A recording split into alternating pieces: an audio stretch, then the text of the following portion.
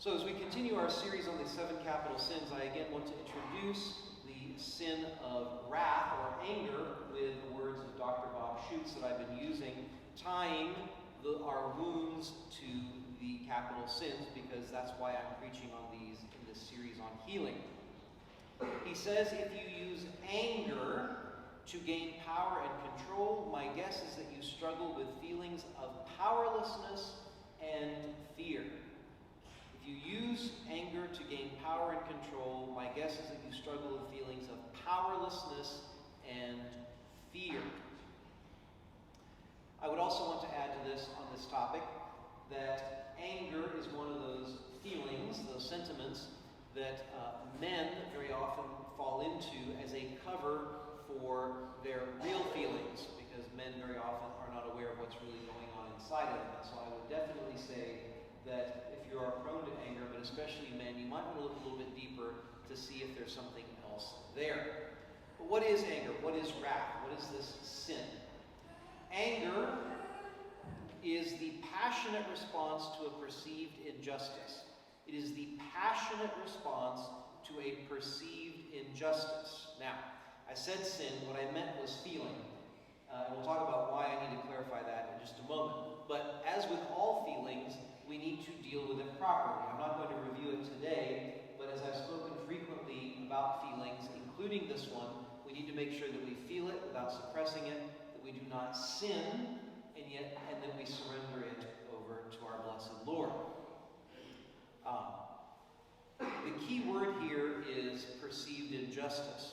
And that's important because it means that it is possible to have a justified anger, which is why not only do we see Jesus angry in the gospel, like we had last Sunday, but we also hear St. Paul tell the Ephesians, be angry, but do not sin.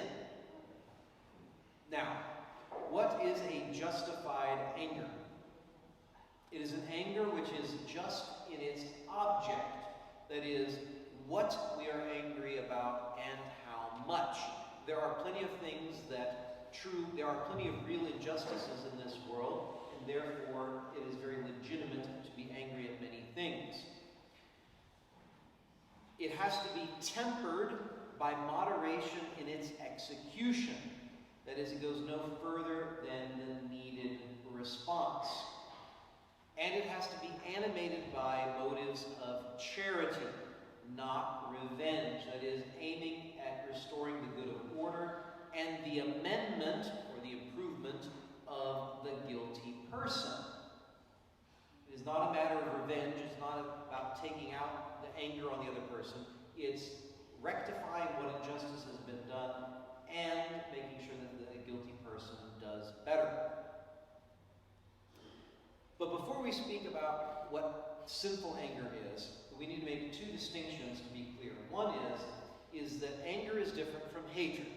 Hatred is purely diabolical. Hatred, we can certainly hate sin.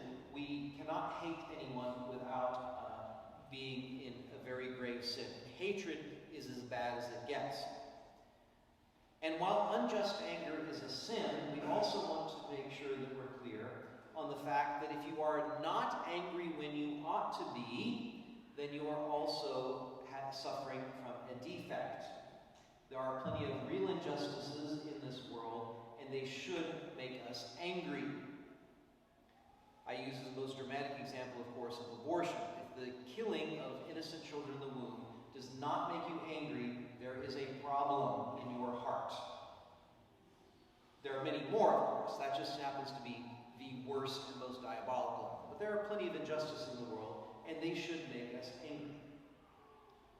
So, what is sinful anger then? Because obviously not all anger is sinful. Well, it's the exact opposite of what we just said just anger was. Just anger has to be just in its object. It has to be tempered by moderation and animated by charity. Sinful anger is excessive, revengeful, and enduring. So, for example, it harbors resentment in our heart against a certain person or persons. Resentment that we hold on to.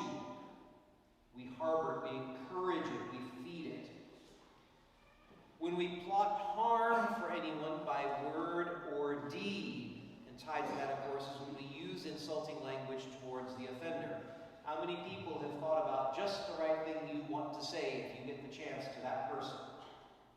course, the facial expressions tell me you know exactly what I'm talking about. When we become excited or incensed to such a degree that we strike or hurt another. Now, this is not the same thing as self-defense. Self-defense is legitimate, obviously. We're talking about simply attacking. When we wrangle or quarrel violently with another, or when by the sullen expression of our face or by our silence we show our resentment toward him, I'm fine.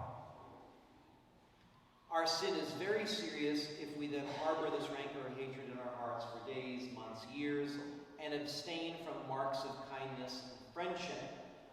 Now, a lot of people live by the code that you simply have to be nice and get along with everybody, and so they don't often do this. But there are plenty of us and plenty of occasions where we refuse to show basic charity to someone after an offense. And while relationships can be broken and need time to heal, etc., if we are deliberately not showing kindness to people because of this, then we are in very serious sin. The danger, of course, of anger and wrath is that it's a daughter of offended pride, and it is opposed to charity and justice, and depending on how we do it, it deprives us of the use of reason. So what is the remedy? The remedy for wrath is self-control, self-possession. In other words, meekness. Meekness means that you are not expressing even justified anger necessarily. Meekness does not make you a doormat.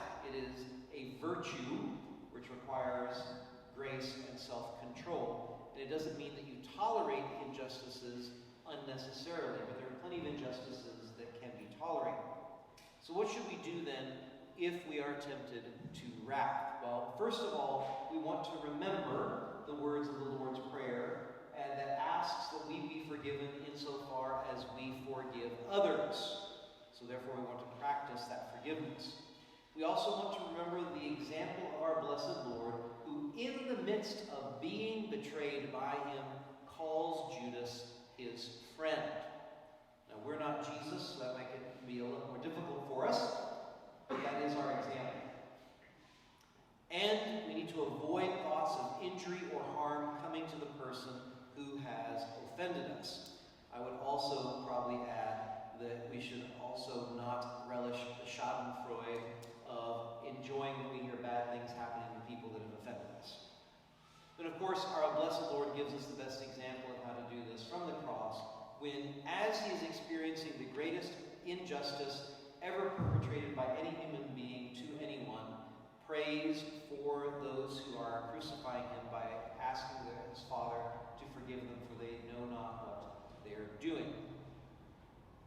And for those of us who are not Jesus, we want to remember the fact that we deserve very great punishment for all of the injustices that we've perpetrated in our life, and so should be loath to wish them on others, and to follow the example of our Lord as is told to us by the prophet Isaiah. Speaking of the Messiah, the suffering servant, he said, "Surely he has borne our infirmities and carried our diseases. Yet we accounted him stricken, struck down by God, and afflicted. But he was wounded for our transgressions, crushed for our iniquities. Upon him was the punishment that made us whole, and by his bruises we are healed. He was oppressed and he was afflicted, yet he did not open his mouth. Like a lamb that is led to the slaughter, and like a sheep that before its shearers is silent, so he did not open his mouth. May we, by his grace, do the same."